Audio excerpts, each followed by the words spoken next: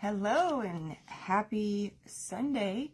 It is 27 degrees right now and outside, so it's a bit warmer than it was yesterday. It was 12 degrees when I sat down with you guys. Yesterday we talked a little bit about Enoch. We read the famous line about how Enoch pretty much goes up to live with God, and that's a very controversial line. A lot of people want to know more about how Enoch did that, and I spent some time thinking about it last night and did a little bit of research, but I've come to think that maybe Enoch reached the ultimate ascension level, right? We're all trying to ascend to heaven. We all have been living our lives, and we make mistakes, and then we learn from those mistakes when we can, and it a lot of times gives us like a new perspective, or a shift in the way we think things should work, or maybe how much effort we should put in, or what we should make priority, right? And I'm starting to think that maybe for Enoch, the reason why there's no real direct explanation of how he went from, living a faith and then to be with God and be no more. I think maybe that's because he peaked out in ascension. Maybe he lived his life learning all the lessons he needed to learn, staying in faith with God, and maybe he peaked out, you know what I mean? So I feel like maybe that could explain how he goes. But anyways, we are in January 4th today, and we're going to continue speaking about the flood of Noah, the great flood, and I'm so happy if you've joined me today. It looks like I have one person has joined me this early in the morning at 7 a.m. I can't see who it is, but I will when this is over. And so thank you for being here. All right, here we go. January 4th, Genesis 8:1 through 10:32. But God remembered Noah and all the wild animals and all the livestock that were with him in the ark, and he sent a wind over the earth, and the waters receded. Now the springs of the deep and the floodgates of the heavens had been closed, and the rain had stopped falling from the sky. The water receded steadily from the earth. In the end of the 150 days the water had gone down, and on the 17th day of the 7th month the ark came to rest on the mountains of Ararat. The waters continued to recede until the 10th month, and on the first day of the 10th month the tops of the mountains became visible. Wow, it took a long time for just the mountaintops. After 40 days, Noah opened the window he had made in the ark and sent out a raven, and it kept flying back and forth until the water had dried up from the earth. Then he sent out a dove to see if the water had receded from the surface of the ground. But the dove could find no place to set its feet, because there was water over all the surface of the earth. So it returned to Noah in the ark. He reached out his hand and took the dove and brought it back to himself in the ark. He waited 7 more days and again sent out the dove from the ark. When the dove returned to him in the evening, there in its beak was a freshly plucked olive leaf. Then Noah knew that the water had receded from the earth. He waited 7 more days and sent the dove out again, but this time it did not return to him. Okay, so it's the wait and patient, be patient game. I'm trying to think about what it was like for the family, Noah's family, living on the ark and experiencing all the flood and being at sea. And I'm sure for many of them, maybe lots of them, had never really been out to sea. Maybe they had, I don't know. But I can imagine it was a very scary time. But, right, I'm sure they were living with full faith, at least in Noah's heart, right? But it's still, having faith, you still have to be scared about the situation of all the unknowing.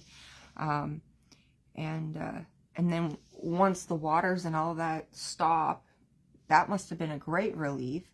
But now they had to sit and wait and find out when it was time to finally free themselves of the boat. I mean, have you ever traveled with family before? And then all the animals with you too? Like, this is a big operation, you know? Okay. Then God said to Noah, "Come out of the ark, you and your wife, and your sons and their wives. Bring out every kind of living creature that is with you, the birds, the animals, and all the creatures that move along the ground, so they can multiply on the earth and be fruitful and increase in number upon it." So Noah came out together with his sons and wives, with his sons and wife and his sons' wives, all the animals and all the creatures that moved along the ground, and all the birds, everything that moves on the earth came out of the ark, one kind after another. Yeah, I imagine the scene with Steve Carell in his movie where they're all coming off the ark. Then Noah built an altar to the Lord, and taking some of the clean animals and clean birds, he sacrificed burnt offerings on it. The Lord smelled the pleasing aroma and said to his heart, "Never again will I curse the ground because of man, even though every inclination of his heart is evil from childhood. And never again will I destroy all living creatures as I have done." Let me read that again. The Lord smelled the pleasing aroma and said in his heart, "Never again will I curse the ground because of man, even though every inclination of his heart is evil from childhood."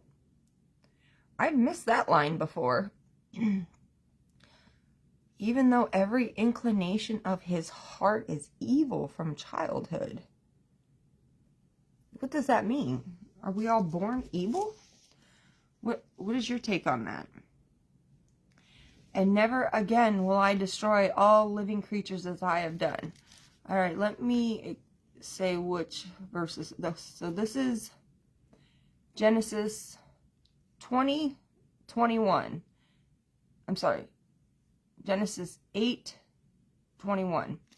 The Lord smelled the pleasing aroma and said in his heart, "Never again will I curse the ground because of man, even though every inclination of his heart is evil from childhood."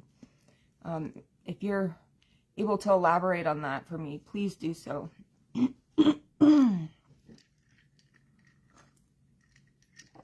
I will also look into it later today. As long as the earth endures, seed time and harvest, cold and heat, summer and winter, day and night will never cease.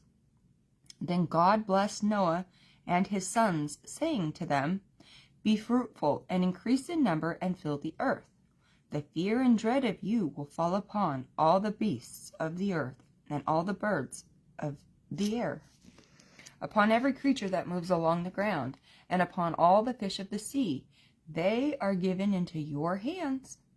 Everything that lives and moves will be food for you. Just as I have gave you the green plants, I now give you everything." So he's getting, the keys to the kingdom here. "But you must not eat meat that has its lifeblood still in it. And for your lifeblood, I will surely demand an accounting. I will demand an accounting from every animal. And from each man, too, I will demand an accounting for the life of his fellow man." What do you think he means by accounting? You think does that mean they have to answer for their life? For the choices that they made? Is that what an accounting means? At least in the situation. "Whoever sheds the blood of man, by man shall his blood be shed. For in the image of God has God made man." Okay, so that's pretty much what he's saying. If you do bad, then you reap what you sow, right? What goes around comes around. I'm seeing that message in this statement here.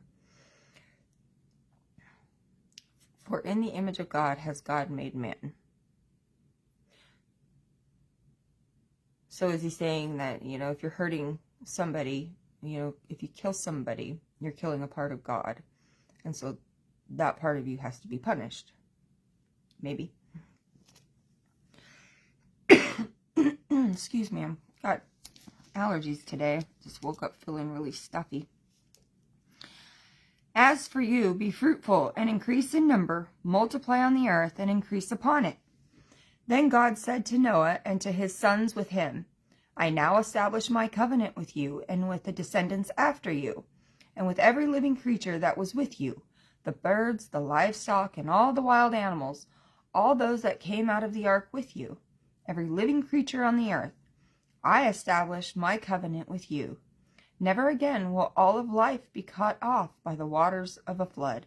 Never again will there be a flood to destroy the earth.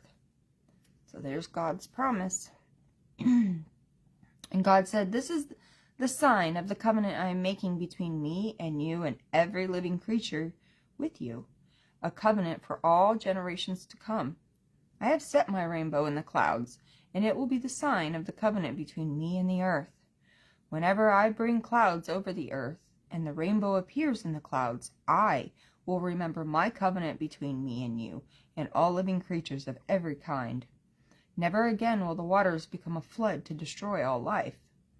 Whenever the rainbow appears in the clouds, I will see it and remember the everlasting covenant between God and all the living creatures of every kind on the earth.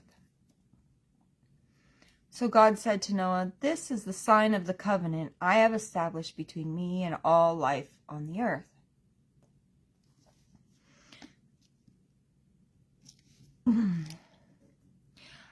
You have to think, this is a promise to Noah, right?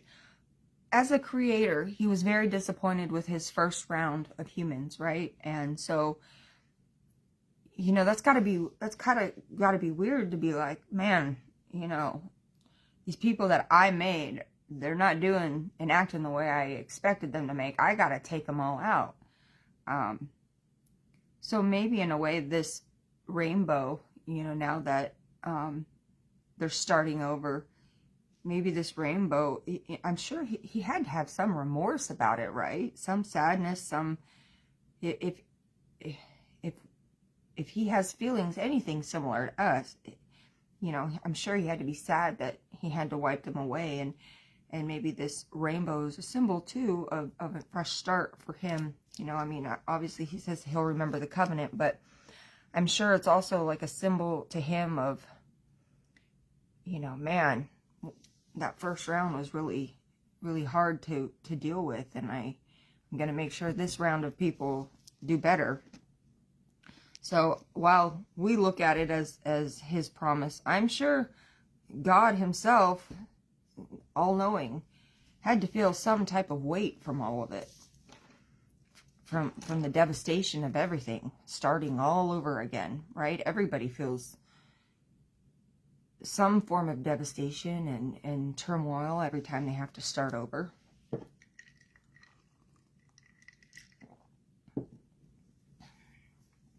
Okay.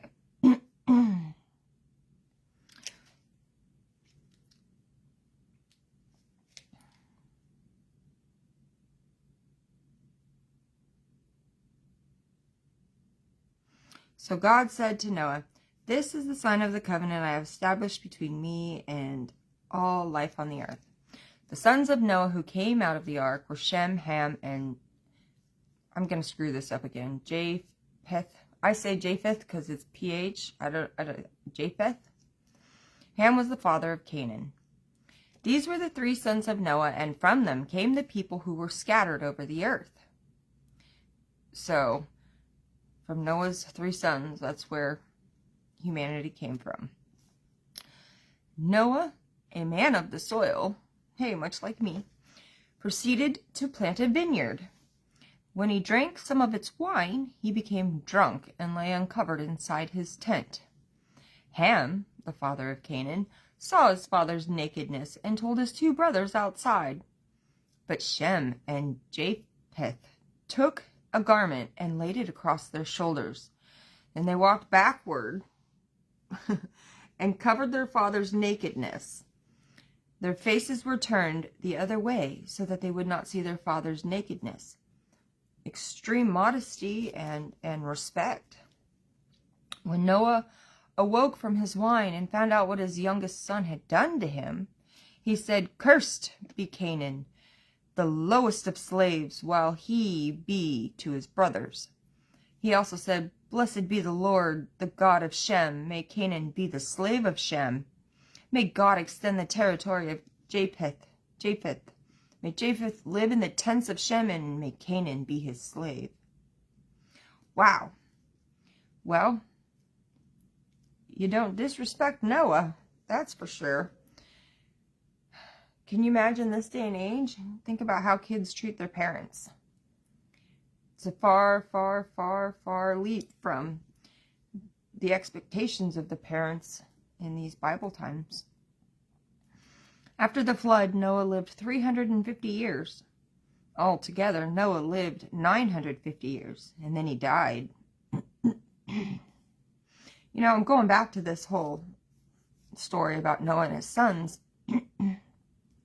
After everything they went through, right? Like building the ark, believing that this flood was coming when the rest of the world probably didn't, and then experiencing the flood, living on the ark, and then the flood and the floodwaters, all of that recede and stop, but still waiting on the ship, waiting to know when it was time to get out. But having all that faith, then being released, coming off the ark, allowing the animals to go, be free and multiply, you know, building the altar, building your new home. After all of that, this grown man can't even show his father some form of decency, you know, while the other two, they're right on point. They understand, they get it. And I don't know, is that a sign of immaturity, or is that a sign of you know, I don't know, was he perhaps drunk himself? I mean, you wonder why he would make such a poor choice after everything that they had been through, right?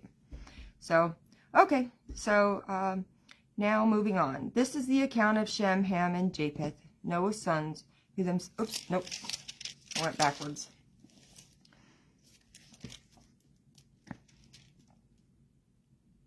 No, I'm sorry. I'm right on track here. This is the account of Shem, Ham, and Japheth, Noah's sons, who themselves had sons after the flood. The sons of Japheth: Gomer, Magog, Madai, Javan, Tubal, Meshech, and Tiras. The sons of Gomer: Ashkenaz, Riphath, and Togarmah. The sons of Javan: Elshah, Tarshish, the Kittim, and the Rodanim. From these, the maritime people spread out into their territories by their clans within their nations, each with its own language. Wow, so the world started getting covered with, you know, all the people and all the different languages. The sons of Ham are Cush, Mizraim, Put, and Canaan. The sons of Cush: Seba, Havilah, Sabta, Ramah, and Sabteka. The sons of Ramah are Sheba and Dedan. Cush was the father of Nimrod, who grew to be a mighty warrior on the earth. He was a mighty hunter before the Lord. That is why it is said, like Nimrod, a mighty hunter before the Lord.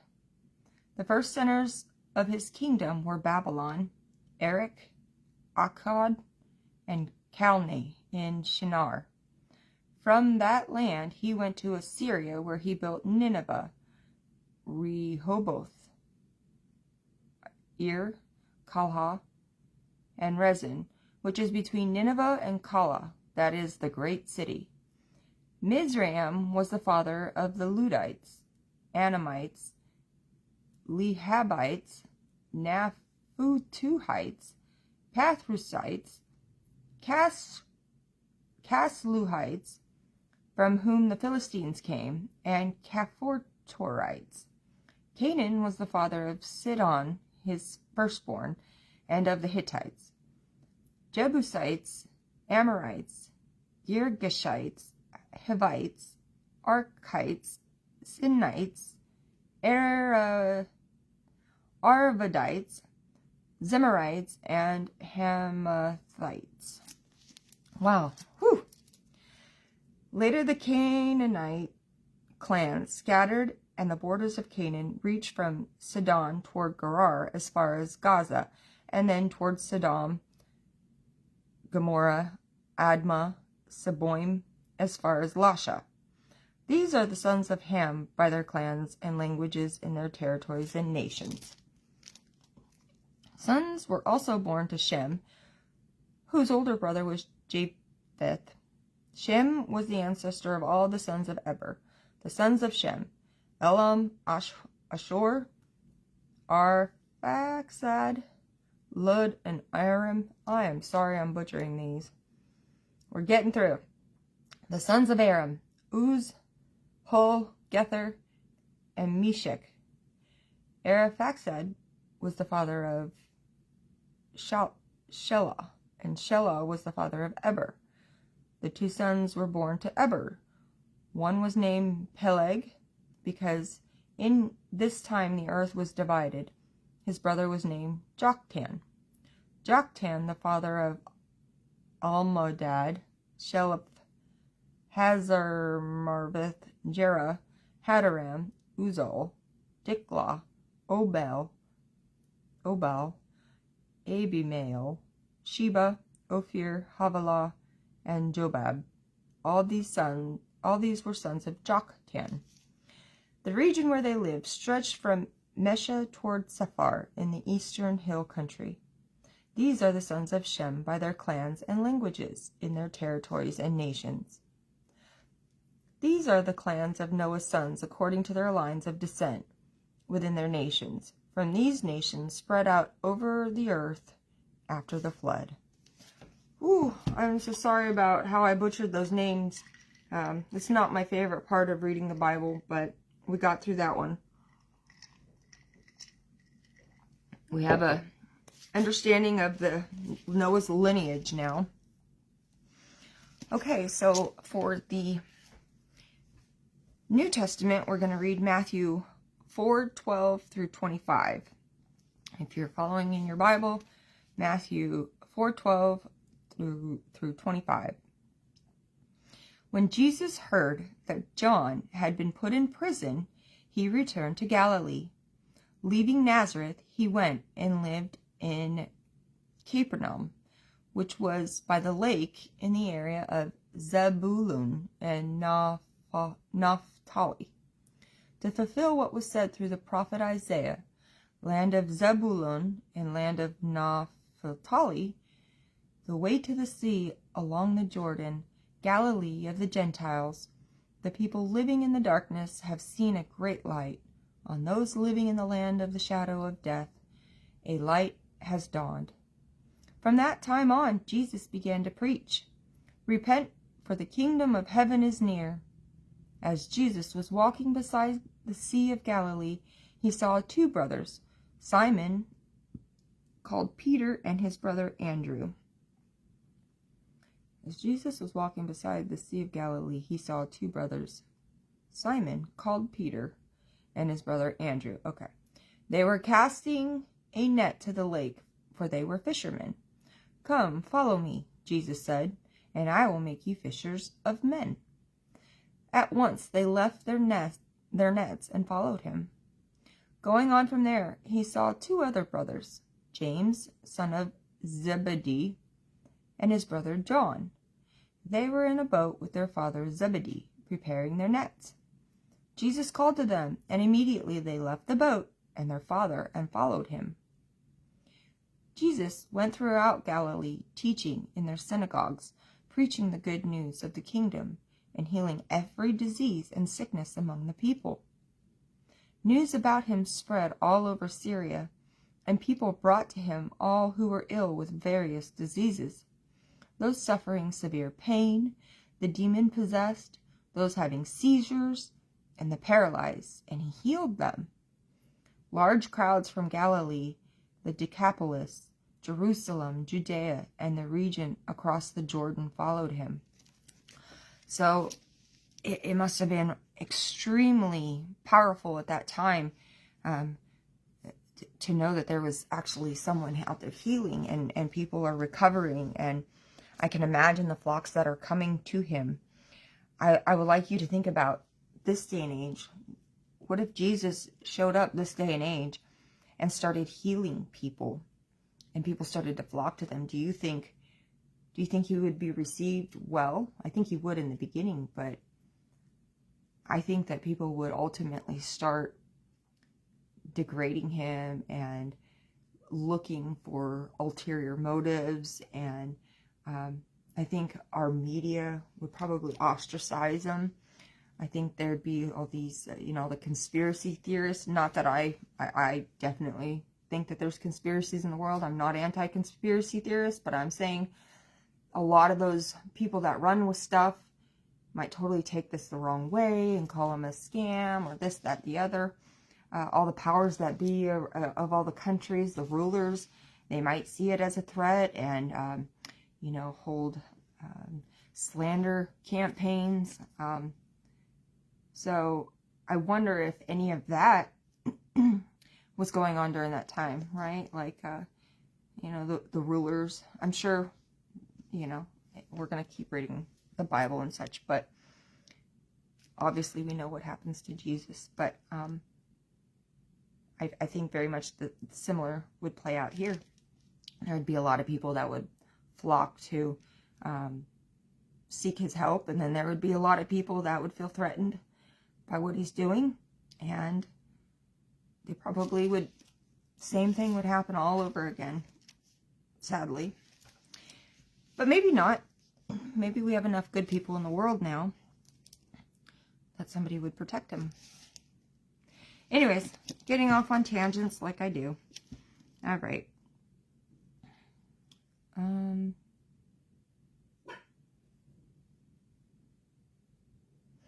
From that time on, okay, going on from there, he saw, nope, we read that part.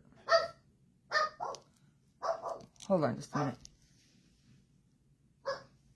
My dog's locked upstairs. I gotta get her just a moment.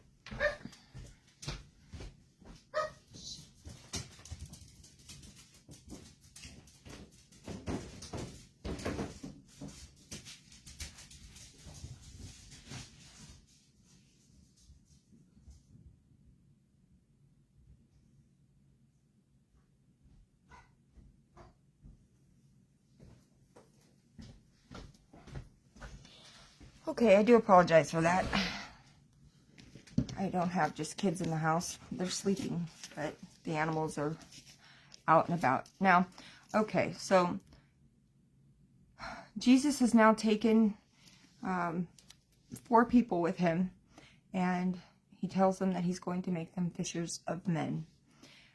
Going on from there, okay, he also got John and James. So we have Simon, who is called Peter. We have his brother Andrew. He has now taken James and his brother John, and they left the boat, and they are now with Jesus. Jesus went through Galilee, teaching in their synagogues, preaching the good news of the kingdom, and healing every disease and sickness among the people. News about him spread all over Syria, and people brought to him all who were ill with various diseases, those suffering severe pain, the demon-possessed, those having seizures, and the paralyzed, and he healed them. Large crowds from Galilee, the Decapolis, Jerusalem, Judea, and the region across the Jordan followed him. Okay, I just reread that part, but that's all right. So again, lots of people are rushing to him. They see what he's capable of, and they want a piece of that. And I can very much imagine that's what would happen this day and age. If Jesus were to show up and start healing people, I can imagine he'd be rushed, right? Now we're going to read a psalm. Psalm 4, 1 through 8, if you're looking in your Bible. Psalm 4, 1 through 8. For the director of music with stringed instruments, a psalm of David. Answer me when I call to you, O my righteous God. Give me relief from my distress. Be merciful to me and hear my prayer. How long, O men, will you turn my glory into shame? How long will you love delusions and seek false gods? Know that the Lord has set apart the godly for himself. The Lord will hear when I call to him. In your anger do not sin. When you are on your beds, search your hearts and be silent. Offer right sacrifices and trust in the Lord. Many are asking, who can show us any good? Let the light of your face shine upon us, O Lord. You have filled my heart with greater joy than when their grain and new wine abound. I will lie down and sleep in peace, for you alone, O Lord, make me dwell in safety. Very nice. Really divulging his faith in the Lord in that psalm. Proverbs. Moving on to Proverbs 1, 20 through 23. Wisdom calls aloud in the street. She raises her voice in the public squares. At the head of the noisy streets, she cries out. In the gateways of the city, she makes her speech. How long will you simple ones love your simple ways? How long will mockers delight in mockery and fools hate knowledge? If you had responded to my rebuke, I would have poured out my heart to you and made my thoughts known to you. If you had responded to my rebuke, I would have poured out my heart to you, and made my thoughts known to you. Okay. Well, I think this is a pretty powerful reading today. Apologize for that interruption with my dog.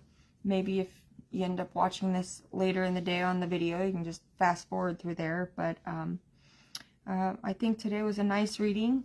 If you have any input or want to share any take on things, please let me know below. Again, I'm most taken aback by just being in that ark and imagining the living conditions among all the animals and among all the personalities with the families. And I'm sure possibly Noah probably had the most faith, but then you have his children and then their spouses, and I'm sure there had to be a lot of comfort and reminding. I don't know if they could hold on to their faith the entire time. I'm sure they doubted, right? It doesn't ever talk about it. And Noah was the one that was saved for living righteously, and his family was spared. But I just think about the dynamics of that time and what was going on. So if you have any input, let me know. Otherwise, I will see you tomorrow, January 5th. It'll be our 5th day in a row of our 365-day 1-year Bible. Have a great day, you guys. God bless.